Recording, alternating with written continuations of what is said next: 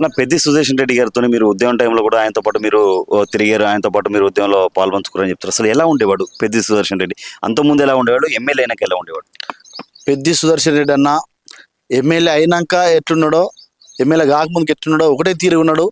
ఎవరైనా కూడా చాలా మంది ఎమ్మెల్యే అయినట్టయితే మళ్ళీ ఎమ్మెల్యేగా అని చెప్పేసి ఆ సార్ అనాలి, అయితే అది ఇది అని చెప్పేసి కొంచెం అఫిషియల్ మెయింటైన్ చేస్తారు. కానీ ఆయన ఎప్పుడు కూడా నన్ను సార్ అని పిలవాలని చెప్పేసి, లేదా వాళ్ళని సార్ అని పిలిచినా కూడా అన్న అని చెప్పేసి అనేది ఎవ్వరు కూడా, ప్రతి ఒక్కరు కూడా పెద్ది సుదర్శన్ రెడ్డిని ఎమ్మెల్యే ఉన్నా కూడా మామూలుగా ఉన్నప్పుడు కూడా అన్నానే పిలిచేది. ఆ రకంగానే ఇంట మనిషి లెక్కనే అన్నానే చెప్పేసి ప్రతి ఒక్కరు కూడా మేము కూడా అన్నానే పోయేది. ఎప్పుడు పోయినా కూడా ఆ తమ్ముడు చెప్పాడు మీకు ఏ సమస్యలు అని చెప్పేసి తెలుసుకొని ఎంబడే మాట్లాడి చాలా సమస్యలు కూడా తీర్చిన సందర్భం అన్నను చూడొచ్చు. ఆయన ఎప్పుడు కూడా పెగ్గెలకు కానీ నేనేదో పదవిలో ఉన్నా అని చెప్పేసి ఆ రకమైనటువంటి సిచ్యువేషన్కి ఎప్పుడు కూడా పోలేదు. అందరినీ కూడా ప్రేమతో పిలిచేవారు, ప్రేమగా ఉండేవారు. సమస్యలు ఉంటే 24 గంటలు కూడా ప్రజలకు అందుబాటులో ఉండాలని చెప్పేసి ఆయన ఆరోగ్యాన్ని సైతం లెక్క చేయకుండా, ఆరోగ్య ఇబ్బందులు ఉన్నా కూడా ప్రజలకు సేవ చేయాలని చెప్పేసి 24 గంటలు క్యాంప్ ఆఫీసులో ఉండేది ఎమ్మెల్యే ఉన్నప్పుడు. అది వరకు కూడా ఉద్యమంలో ఉండేది. రెగ్యులర్గా జనంలో ఉన్నారు తప్ప ఎప్పుడు కూడా ఆఫీసులకు పరిమితమై ఏదో అంకలు చెప్పుకొని హైదరాబాద్ పోయే పని ఉందని చెప్పేసి పేద ప్రజలకు అందుబాటులో ఉండకుండా దూరంగా ఉన్న సందర్భాలు ఎప్పుడు కూడా లేవు. ఎప్పుడు అంటే హైదరాబాద్ ఎక్కువ ఉండేవాడు, ఇక్కడ ఏదైతే ఇప్పుడు నల్లబెల్లిలో కూడా ఎక్కువ ఉండేవాడు. అసలు అంటే చాలా మంది ఎమ్మెల్యే గెలిచినాక పోయి హైదరాబాద్ ఉంటారు, ప్రజల మధ్యలో ఉండరు. మరి ఈ నెలలో ఉండేవాడు. అన్నకు ఎమ్మెల్యే క్వార్టర్స్ హైదరాబాద్ ఇచ్చినా కూడా నాకు ఎమ్మెల్యే క్వార్టర్స్ అవసరం లేదు.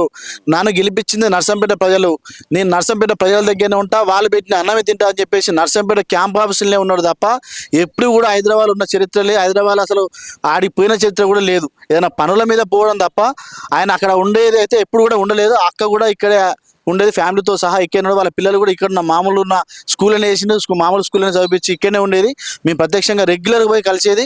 అన్న రెగ్యులర్గా ప్రతిరోజు ఏదో ఒక ప్రోగ్రాం, ఒక పండుగ వాతావరణంలో ప్రతి ప్రోగ్రాం ఏదో ఒక రోజు ఖచ్చితంగా ప్రతిరోజు ప్రోగ్రాం చేసుకుంటా పండుగ వాతావరణంగానే నర్సంపేట నియోజకవర్గం మొత్తం కూడా ఉండేది తప్ప ఎప్పుడు కూడా హైదరాబాద్ నుండి ఇక్కడ పనులు లేకుండా ఉన్న సందర్భం అయితే ఎప్పుడు మేము ప్రత్యక్షంగా చూసినాం.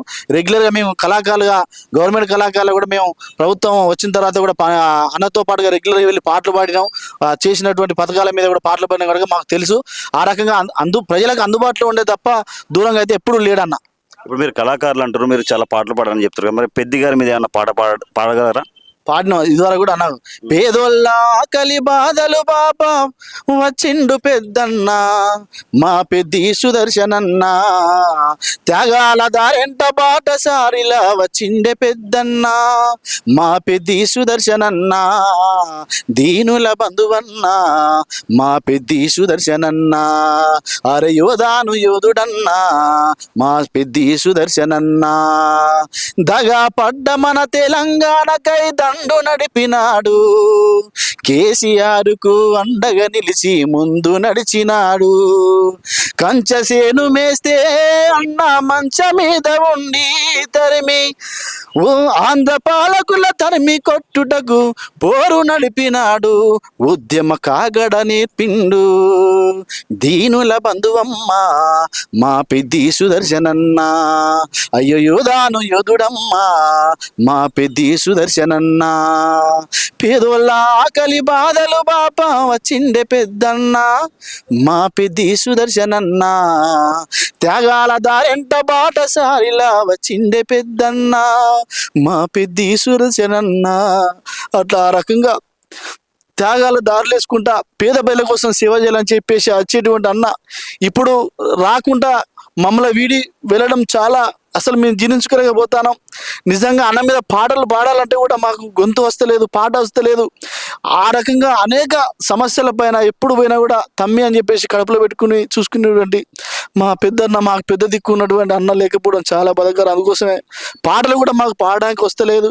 నింగిలోని వెన్నెలమ్మా, నింగిలోని వెన్నెలమ్మా అన్న ఏడమ్మా, ఉద్యమ వీరుడు పెద్ద సుదన్న జాడ చెప్పమ్మా, మా ఉద్యమ వీరుడు పెద్ద సుదన్న జాడ చెప్పమ్మా, నర్సంపేట పల్లెలన్నీ అడుగుతున్నాయో ప్రేమ గల్లా మనిషి లేడని గొల్లు నేర్చినాయో, నింగిలో నీ వెన్నెలమ్మా, నింగిలో నీ వెన్నెలమ్మా అన్న ఏడమ్మా.